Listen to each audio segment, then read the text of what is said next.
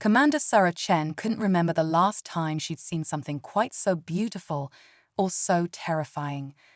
The massive crystalline structure hung in space like a frozen explosion, its translucent spires refracting starlight in impossible patterns. It would have been breathtaking if it weren't directly in her cargo ship's path and growing larger by the second. "Computer, full reverse thrusters," she barked, her hands flying across the manual controls. The Renaissance's engines screamed in protest as she fought to alter their trajectory. The navigation system had given her no warning about this anomaly. It wasn't supposed to be here. Then again, uncharted space was full of surprises. That's why most cargo pilots stuck to the established routes. But Sarah Chen wasn't most cargo pilots. The Renaissance shuddered as its emergency systems engaged, the inertial dampeners struggling to compensate for the sudden change in velocity.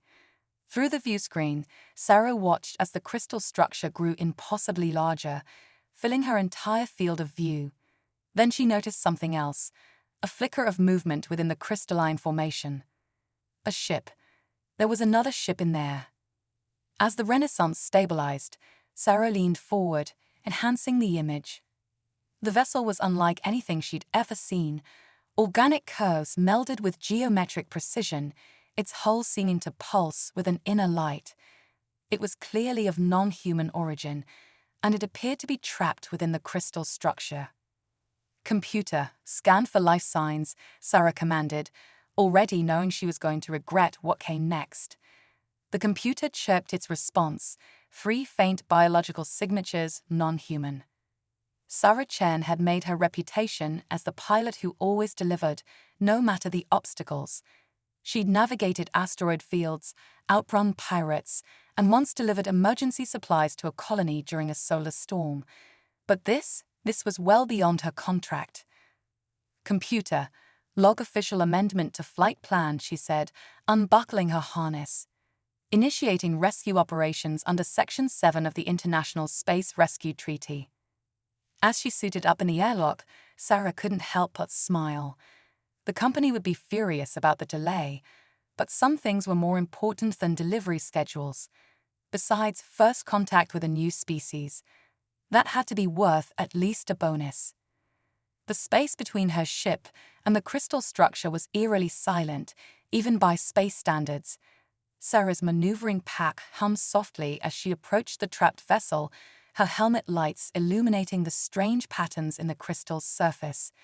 As she got closer, she could see that the alien ship wasn't just trapped, it was being slowly crushed. A movement caught her eye, something pressing against what appeared to be a viewport on the alien vessel. Sarah's breath caught in her throat as she made out a face unlike anything she'd ever seen. Iridescent scales caught the light of her helmet lamp, and four eyes blinked at her in perfect synchronization. The alien pressed what looked like a hand against the viewport. Sarah didn't need a translator to understand the universal gesture for help. "Don't worry," she said, even though she knew they couldn't hear her. "I've got some crazy ideas about getting you out of there." What followed was the most intense 6 hours of Sarah's life. Using a combination of the Renaissance's tau cables, precisely calculated sonic pulses, and some creative use of her ship's waste heat management system, she managed to create a series of controlled fractures in the crystal structure. Each crack had to be perfect, too small, and it wouldn't free the ship, too large, and the resulting collapse could crush them all. By the time she created an escape vector for the alien vessel, Sarah's suit was running on emergency power, and her muscles screamed from the physical effort of managing the tau cables. But as the alien ship slowly pulled free of its crystal prison, she felt a surge of pride that made it all worthwhile. The alien vessel's external communications came online almost immediately. A holographic projection appeared in front of Sarah, showing the face she'd seen through the viewport. The alien scales shifted color as it spoke, its words translated by Sarah's comm system with only a slight delay. "Human," the alien said, its tone carrying what seemed to be equal parts amazement and confusion. "You risked your life to save strangers of another species. Why?" Sarah shrugged. a gesture that probably meant nothing to the alien. It's what we do. There's an old saying on Earth: the only thing necessary for evil to triumph is for good people to do nothing. I saw someone in trouble, so I helped. Simple as that. The alien's scales rippled with a new color. One Sarah would later learn indicated deep thought. We had studied your species from afar, it said, but we had not understood. We thought you were... It paused, searching for the right word: soft, primitive. But you are neither. You are remarkable. Sarah laughed, the sound echoing in her helmet. Trust me, I'm nothing special. Any human would have done the same. That, the alien replied, its scales now glowing with an intense blue light, is precisely what makes your species remarkable.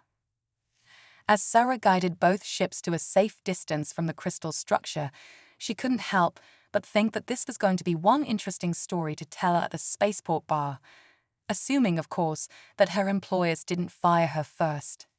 Little did she know, this was only the beginning of a much bigger adventure, one that would change not just her life, but the relationship between humanity and the stars forever. The alien vessel's docking procedure was nothing like the standard protocols Sarah was used to. Instead of mechanical clamps and pressurized tubes, a seemingly living membrane extended from their ship, enveloping the Renaissance's airlock in a translucent, pulsing embrace. Fascinating, isn't it? The alien who introduced himself as Zextol stood beside Sarah in the connection chamber. His scales had settled into a calm violet hue, though they still shimmered whenever he moved. Our bioorganic technology adapts to any vessel it encounters. Sarah resisted the urge to poke the membrane with her finger. It's certainly different from our rigid docking systems, though I have to admit, I'm a bit nervous about trusting my life to what looks like a giant space jellyfish. Zextol's scales flickered with what Sarah was beginning to recognize as amusement. Says the human who just used mining cables and temperature differentials to crack a quantum crystal formation. Your species has an interesting relationship with risk assessment. Speaking of that, Sarah said, following Zextol into their ship, what exactly was that crystal formation? I've never seen anything like it in mapped space. The interior of the alien vessel was just as organic as its exterior. The corridors seemed to breathe, walls pulsing with bioluminescent patterns that adjusted to their presence. Two more aliens joined them: Vira, the ship's engineer, whose scales bore intricate patterns like circuit boards, and Kyra, their xenobiologist, whose 4 eyes were constantly scanning Sarah with undisguised curiosity. We were studying it, Kyra explained, her translator struggling to keep up with her excited speech. The crystal formations are actually dormant space-time anomalies. We theorize they're leftover from the early universe, like cosmic fossils. Unfortunately, our proximity sensors failed to detect its awakening cycle. Awakening cycle. Sarah's instincts told her she wouldn't like the answer. Vira's scales darkened. The formations periodically digest anything within their radius, breaking down matter to its constituent particles. We would have been molecular dust if you hadn't arrived. Sarah felt her stomach lurch. And you were studying this thing up close because...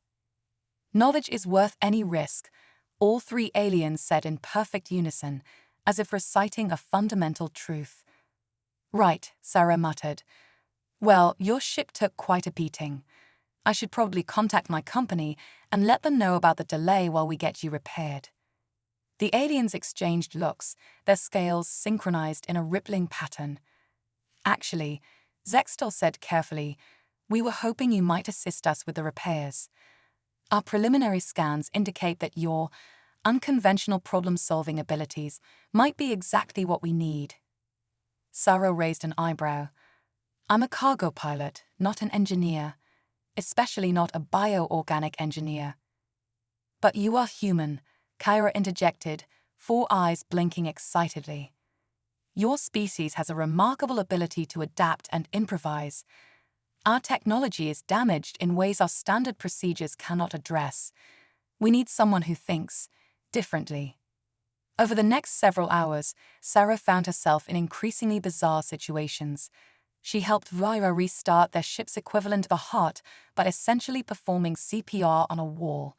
She jerry-rigged a connection between their organic circuitry and her ship's standard power cells using modified protein strands, and what she was pretty sure was alien alga.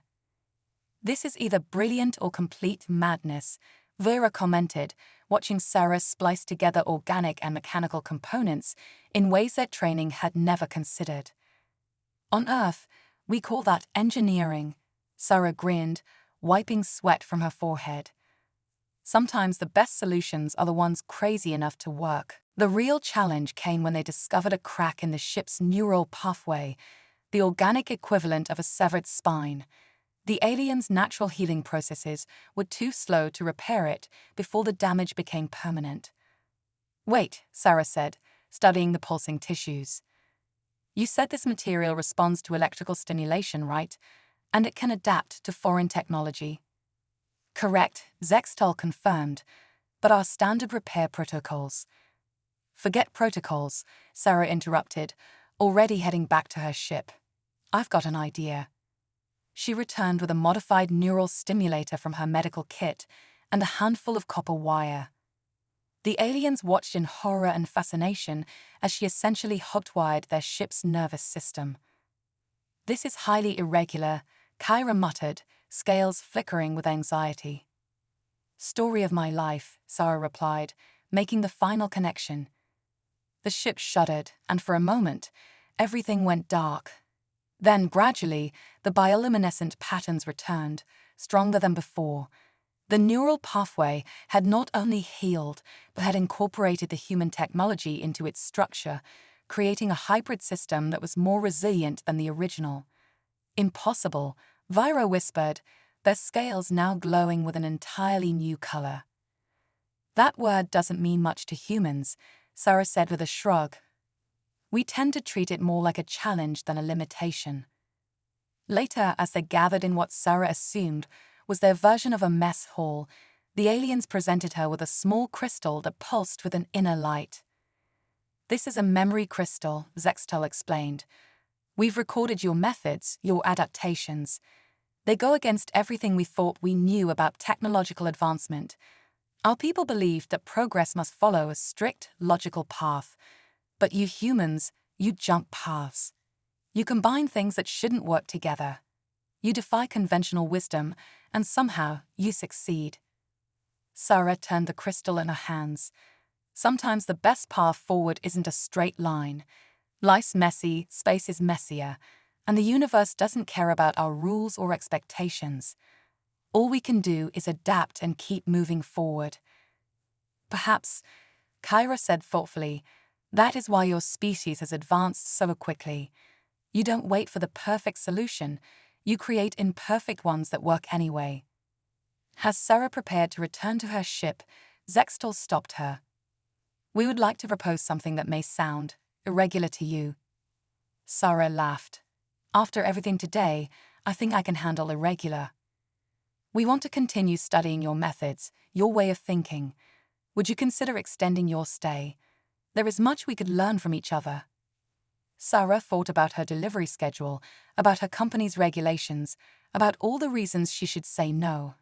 Then she thought about the wonders she'd seen today, the boundaries she'd pushed, the impossible things she'd made possible. "You know what?" she said, grinning. "I think my career could use a little irregularity." What she didn't know was that her decision would soon put them all to the ultimate test, as the universe had a way of challenging those who dared to defy its conventional wisdom. "That's not supposed to happen, is it?" Sarah asked, watching as space itself seemed to ripple before them like a heat mirage. The hybrid sensors they created by combining human and alien technology was screaming warnings in both languages. "Definitely not," Vera confirmed, their scales shifting to an anxious gray. "The quantum crystal we escaped, it's caused a cascade effect. The space-time distortions are spreading." Through the viewscreen, Sarah watched as more crystalline formations began to materialize, each one larger than the last. They weren't just random anomalies anymore. They were multiplying, creating a vast network that was rapidly expanding across their sector of space. The hibernation cycle has been disrupted, Kyra explained, all four eyes fixed on the readings. Our research indicates these structures usually remain dormant for millennia, but our interaction may have triggered an early awakening. If this continues, they didn't need to finish the sentence. Everyone could see the destructive potential spreading before them. How long until it reaches the nearest populated system? Sarah asked, already dreading the answer. Zextal's scales pulsed with grim calculations. At current expansion rates, less than 48 Earth hours, the Centauri colonies will be the first in its path, followed by 3 of our outpost worlds. Sarah felt her chest tighten. The Centauri colonies were home to over 2 million people, including her younger sister. There has to be a way to stop it. Your people have studied these things for years. There must be something in your research. We've never encountered them in an active state, Kyra admitted. Our theories were based on dormant formations. This is unprecedented. Well, Sarah said, straightening her shoulders, unprecedented is humanity's specialty. Show me everything you know about these crystals. Every scan, every theory, even the ideas you dismissed as impossible. What followed was an intense crash course in quantum crystallography. The aliens' research was brilliant but rigid, following logical progressions that left no room for intuitive leaps. Sarah found herself drawing parallels to things she'd never imagined would be relevant: the way ice crystals formed in zero gravity, the resonance patterns of her ship's quantum drive, even the old sonic cleaning system she'd jury-rigged years ago. Wait, she said suddenly, interrupting Vira's explanation of crystal lattice structures.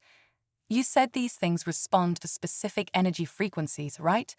Like how we use thermal shock to crack the first one. Correct, but... And they're all connected now, forming a network. Yes, but... Sarah was already moving, pulling up schematics of both ships. What if we turned that network against itself? Like a computer virus, but with energy frequencies instead of code. The aliens stared at her. That's not possible, Vira stated firmly. The energy requirements alone would be massive, Sarah agreed. But not if we use the crystals themselves as amplifiers. Look, she pointed to their readings. Each formation is capturing and redirecting energy. If we can introduce the right frequency at the right point, it could create a cascade effect. Zextal finished, scales beginning to shimmer with understanding. But we would need to calculate the exact resonance pattern, and our computers aren't fast enough, Sarah completed. But what if we combine them with the Renaissance's quantum processor and use your bioorganic systems to model the crystal patterns? What emerged over the next several hours was either brilliant innovation or complete madness, probably both.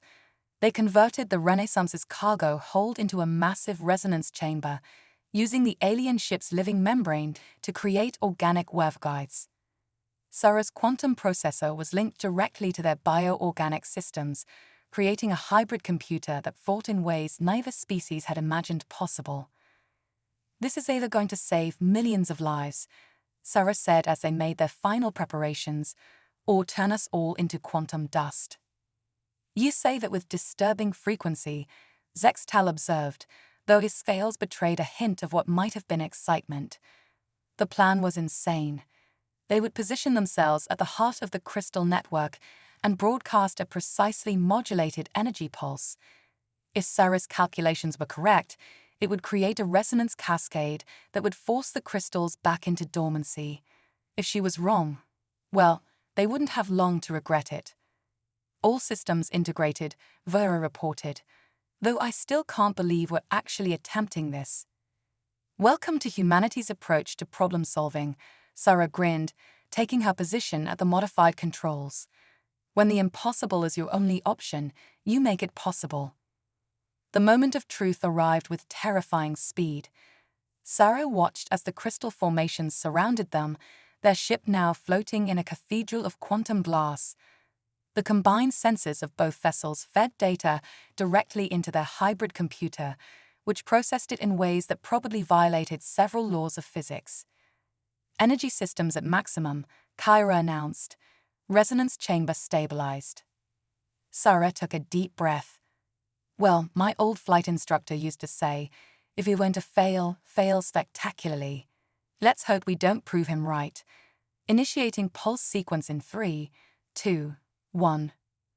The universe seemed to hold its breath as the energy pulse radiated outward. For a moment, nothing happened. Then, like a symphony of light, the crystals began to respond. Each formation caught the frequency and amplified it, passing it on to its neighbors in a spreading wave of quantum resonance. It's working, Kyra explained, their scales practically strobing with excitement. The crystal structures are beginning to destabilize.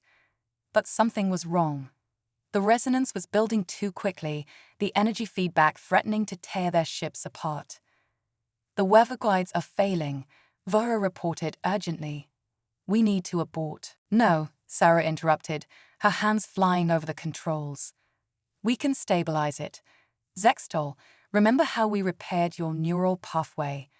We need to do something similar, but on a massive scale. Understanding flashed across the aliens' scales. Working together, they began rerouting power through their hybrid systems in ways that should have been impossible, creating new pathways for the energy to flow. The ship groaned in protest, organic and mechanical components alike pushed to their absolute limits. And then suddenly, it was over. The crystal formations began to fade, not shattering as they had feared, but gently settling back into their dormant state. The threat to millions of lives disappeared as quietly as morning frost under a rising sun. In the aftermath, as they ran diagnostics on their thoroughly abused ships, Kyra approached Sarah with what appeared to be awe in all 4 eyes. You did something our greatest scientists would have declared impossible, they said. You looked at the fundamental laws of physics and decided they were more like guidelines. Sarah laughed, though it came out a bit shaky with leftover adrenaline. That's the thing about humans. We're really bad at accepting limitations, especially when people we care about are in danger. A remarkable trait, Zextal observed, though perhaps a bit terrifying. Hey, you're the ones who wanted to study human methods, Sarah reminded them. Though I bet this wasn't quite what you had in mind. The aliens exchanged looks, their scales synchronizing in that way that suggested they were sharing thoughts. Actually, Zextal said carefully, we've been discussing something. What happened here? It proves that combining our technologies, our ways of thinking, creates possibilities neither of our species imagined. We would like to propose something more permanent. Sarah raised an eyebrow. I'm listening.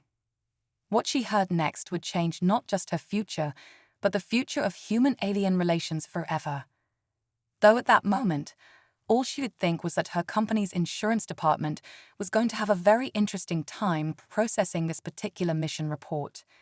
Sarah sat cross-legged in what the aliens called their contemplation chamber, though she privately thought of it as their living room. The walls pulsed with soft bioluminescence, responding to the emotional states of everyone present. Right now, they were cycling through patterns she'd learned to associate with intense curiosity and excitement.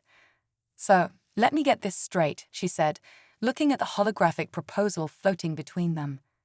You want to establish a joint research initiative, humans and, she struggled with the proper pronunciation of their species name. Etheri, Zextal supplied helpfully. And yes, what we've accomplished together in mere days has advanced both our understanding of quantum phenomena and our technological capabilities by decades. The potential for further collaboration is significant. That's putting it mildly, Vera interjected, their scales shimmering with enthusiasm. The way your quantum processor interfaced with our bioorganic systems shouldn't have been possible.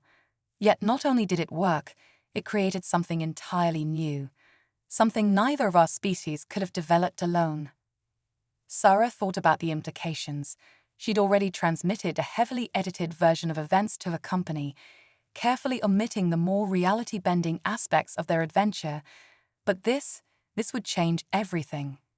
There's just one small problem, she pointed out. Your people haven't officially made contact with Earth yet. How exactly do we explain this to our respective governments? Kira's scales, rippled with what Sarah had learned, was their equivalent of a mischievous grin. Actually, we've been discussing that. Our Council of Elders has been debating first contact protocols for decades. This incident provides the perfect catalyst. The next few hours were spent in intense discussion, planning how to bridge not just technological gaps, but cultural ones as well. The Ethery shared details about their society, a civilization built on the principles of collective knowledge and careful methodical progress. Sarah, in turn, told them about humanity's chaotic but innovative approach to advancement. Your species' history is fascinating, Kyra observed, reviewing Earth's scientific achievements. You often make breakthrough discoveries almost by accident, pursuing multiple paths simultaneously without knowing which will succeed. We call it throwing spaghetti at the wall and seeing what sticks, Sarah laughed. Not very methodical, I know, but effective, Zextol noted. In the time it would take us to thoroughly analyze one approach, your species tests dozens. You fail faster, but you also succeed faster. As they talked, Sarah noticed something interesting about the ship's environment. The living walls were gradually adapting to her presence, adjusting their temperature and humidity to human comfortable levels without any direct input. The ship was learning, evolving to accommodate its human guest. Your technology, she said, running a hand along a wall that felt almost like warm silk. It's not just biological, is it? It's truly alive. Yes, Vera confirmed. Our ships are grown, not built. They learn, adapt, and evolve. But they've never adapted to another species quite like this before. The ship seems fond of you. As if in response, the wall beneath Sarah's hand pulsed with a warm, golden light. Well, that's a first, she chuckled. I've never had a ship like me before. Usually they just try to break down in the most inconvenient ways possible. The conversation shifted to practical matters. How would they present their case to both governments? How could they ensure cooperation rather than competition? The Ethery were concerned about humanity's more aggressive tendencies, while Sarah worried about how Earth's various nations would react to suddenly not being alone in the universe. Perhaps, Zextol suggested, we should start small, a joint research station located in neutral space, a place where both our species can work together, learn from each other without political pressures. A bridge between worlds, Sarah mused. I like it, though we'll need to be careful about who we select to participate. Not everyone handles paradigm shifts well. We've been monitoring your global communications, Kyra admitted. Your entertainment media, particularly your science fiction, suggests that many humans have already considered the possibility of peaceful cooperation with alien species. Sarah nearly choked on her coffee. You've been watching our TV shows. Among other things, Kyra's scales flushed with embarrassment. We find your creative works fascinating. The way you imagine possible futures, it's very different from our approach. Different how? Our stories focus on understanding what is. Yours focus on what could be. Even your most fantastic tales contain kernels of innovation, ideas that later become reality. The discussion was interrupted by an alert from their hybrid sensor array. Something was approaching, something big. Speaking of reality, Sarah said, studying the readings, we might have a problem. Those energy signatures, they're not like anything I've seen before. Zextol's scales darkened dramatically. No, it's too soon. They weren't supposed to detect the quantum disturbance. Sarah asked, already not liking the answer. The Nexus, Vira whispered, their scales now a deep, worried purple. A species we've had difficulties with. They believe they alone should control advanced technology. If they detected our hybrid systems. Sarah felt a chill run down her spine. Just when they'd started planning for peace, it seemed the universe had other ideas. But as she looked around at her alien friends, and yes, she realized, they were friends now, she knew they'd face whatever was coming together. Well, she said, straightening her shoulders, I guess we're about to test how well human ingenuity and ethery wisdom work together in a crisis. The approaching ships grew larger on their screens, their designs angular and predatory, completely unlike the organic beauty of the ethery vessel. Sarah had a feeling their carefully laid plans for peaceful first contact were about to become much more complicated. But then again, complications were what humans did best. The Nexus ships were beautiful in a lethal way, their crystalline hulls refracting starlight like polished obsidian. Sarah counted 5 vessels, each easily dwarfing both the Renaissance and the ethery ship combined. Their weapons are powering up, Vera reported, their scales now an anxious slate gray. They're scanning our ships, particularly the hybrid systems. A harsh artificial voice cut through their communications. Ethery vessel, you have violated Protocol 7 of the Galactic Concordat by sharing restricted technology with a pre-contact species. Prepare for immediate containment and processing.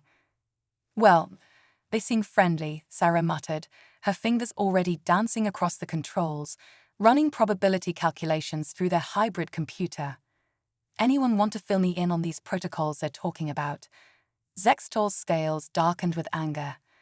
The Nexus appointed themselves guardians of technological advancements centuries ago. They believe younger species must be managed, controlled.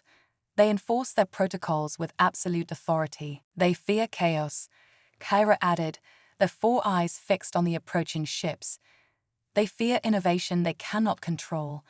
Our bioorganic technology already makes them uncomfortable. But this, they gestured to their hybrid systems, this represents their worst nightmare. Uncontrolled advancement, unpredictable evolution. The Nexus ships moved with perfect precision, forming a pentagonal pattern around them. Their second transmission was even less pleasant than the first. Human vessel, your species has demonstrated unauthorized technological integration. Your ship and crew will be detained for evaluation. Resistance will result in immediate termination. Sarah's jaw tightened. I'm getting really tired of advanced aliens telling humanity what we can and can't do. Options. Their ships are far more powerful than ours, Vera said, reviewing tactical data. Even with our combined technology, a direct confrontation would be suicidal, Zextal finished. We need tow. But Sarah wasn't listening anymore. She was staring at the tactical display, a crazy idea forming in her mind. The quantum crystals we encountered earlier, you said the Nexus fears unpredictable advancement, right? What if we gave them exactly what they're afraid of? All 3 aliens turned to stare at her. What are you suggesting? Zextal asked carefully. The resonance pulse we used to deactivate the crystal formations. What if we reversed it, created a controlled quantum disturbance right here, right now? That would be incredibly dangerous, Vira protested. We barely understood what we were doing the first time, and that was with dormant crystals. Creating a new formation from scratch. Exactly, Sarah grinned. It's completely unpredictable, something they can't control, and more importantly, something they've never seen before. The Nexus ships were closing in, their weapons fully charged. They had seconds to decide. Even if we could generate the pulse, Kyra said, the energy requirements would be. We'll use their own weapons against them, Sarah interrupted, her hands flying over the controls. Their ships are basically giant energy projectors. If we can trigger their weapons while simultaneously broadcasting our resonance pulse. Understanding dawned in Zextal's scales. We could create a feedback loop, forcing their energy into our quantum matrix. This is insane, Vera muttered, but their scales were already shifting to match Sarah's excitement. The calculations alone would take. No time for calculations, Sarah said, as warning shots from the Nexus ships lit up space around them. Sometimes you have to trust your instincts. Ready? The aliens exchanged looks, their scales synchronizing in what Sarah now recognized as determination. Ready, they said in unison. What followed was either the most brilliant or most reckless plan in human-alien relations. As the Nexus ships opened fire, Sarah executed a series of maneuvers that looked like random evasion, but actually positioned them at precise points within the enemy formation. Meanwhile, the ethery vessel's living systems adapted in real time, its membrane extending to create organic energy conduits between the ships.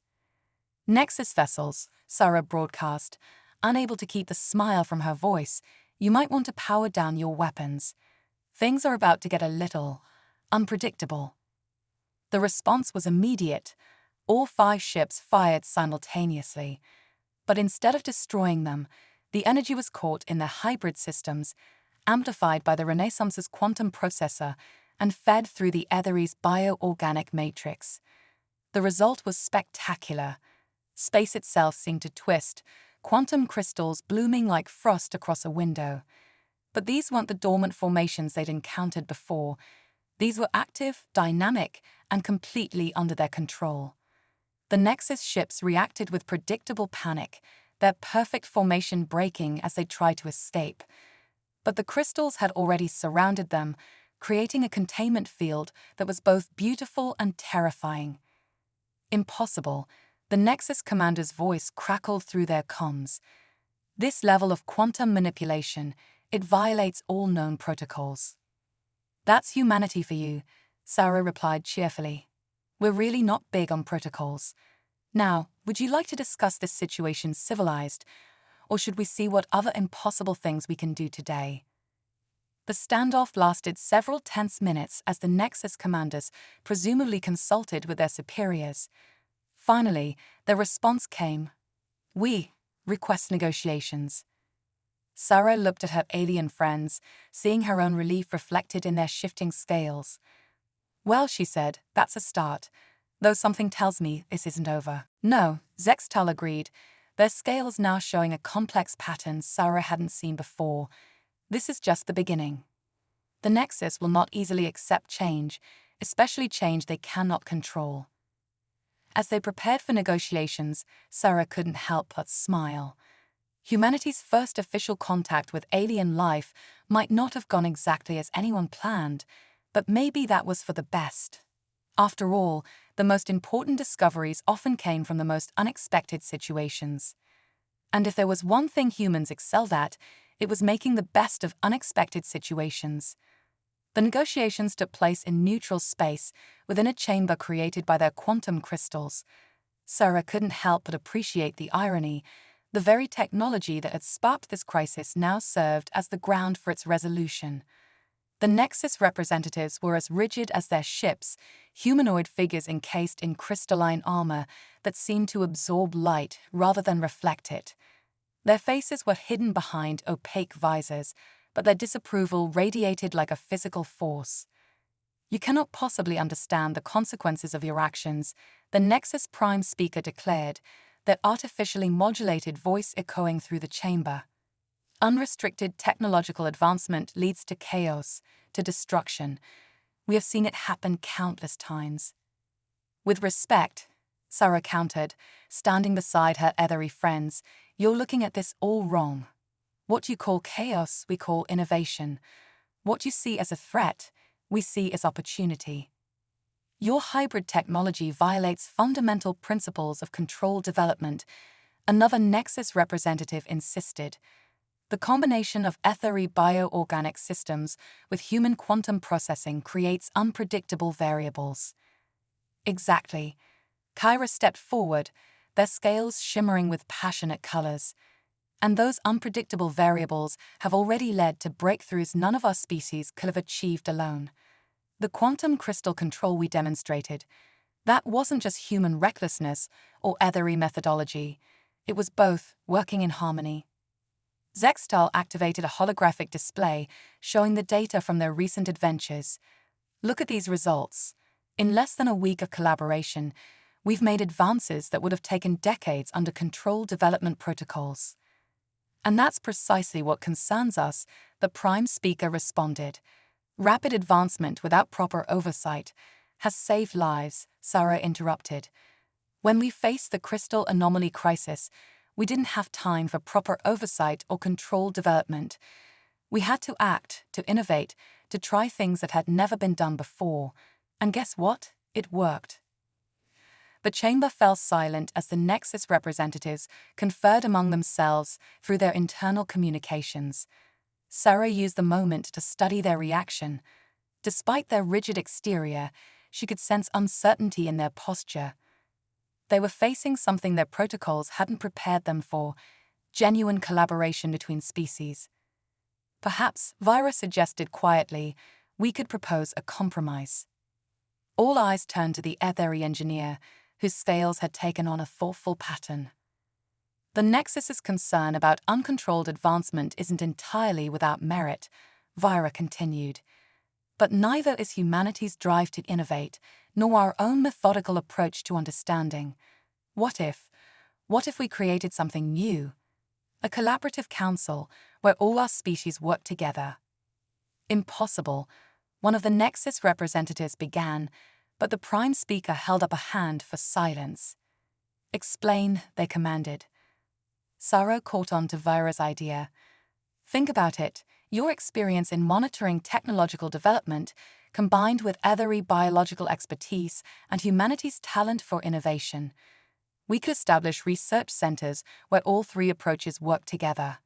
Not in competition, but in collaboration. The risks, the Prime Speaker started, are far less than the risks of trying to suppress innovation, Zextal interrupted. You've seen what humans can accomplish when challenged. Do you really believe you can control them, or would it be better to work with them? The next few hours were intense, as they hammered out the framework for what would become the Galactic Coalition for Technological Advancement. The Nexus would provide oversight and safety protocols, but not control. The ethery would contribute their biological expertise and methodical research methods. And humanity would bring what it did best: creativity, innovation, and the ability to think outside every box ever created. There will be failures, the Prime Speaker warned as they finalized the agreement. Experiments that go wrong. Technologies that prove dangerous. Of course there will, Sarah agreed. That's part of progress. But we'll face those failures together, learn from them together, and succeed together. As they prepared to depart, Sarah noticed something remarkable. The Nexus ships, once so rigid and unchanging, had begun to show subtle alterations. Their crystalline hulls had developed organic-looking patterns, seemingly influenced by their proximity to the ethery vessel. Even their technology was learning to adapt. You know, she said to her alien friends as they watched the Nexus fleet depart, I think this might be the beginning of something amazing. It already is, Kyra replied, their scales glowing with joy. Do you realize what you've done? You haven't just changed how we develop technology, you've changed how we think about development itself. Not bad for a cargo pilot who was just trying to make her delivery on time, Sarah laughed. About that, Zextal said, their scales showing that pattern Sarah now recognized as mischief. We've received a communication from your employer. They're quite interested in our new partnership. Apparently, the first human to establish peaceful contact with two alien species is worth more than a few late deliveries. Sarah grinned. Well, in that case, I believe we have some work to do. A whole galaxy of possibilities to explore. As they returned to their ships, no longer separate vessels but parts of a greater whole, Sarah thought about how far they'd come. From a chance encounter with a trapped alien ship to the foundation of a new era in galactic cooperation. All because humans couldn't resist helping those in need, couldn't accept limitations, and couldn't stop asking, what if? The stars stretched out before them, endless and inviting.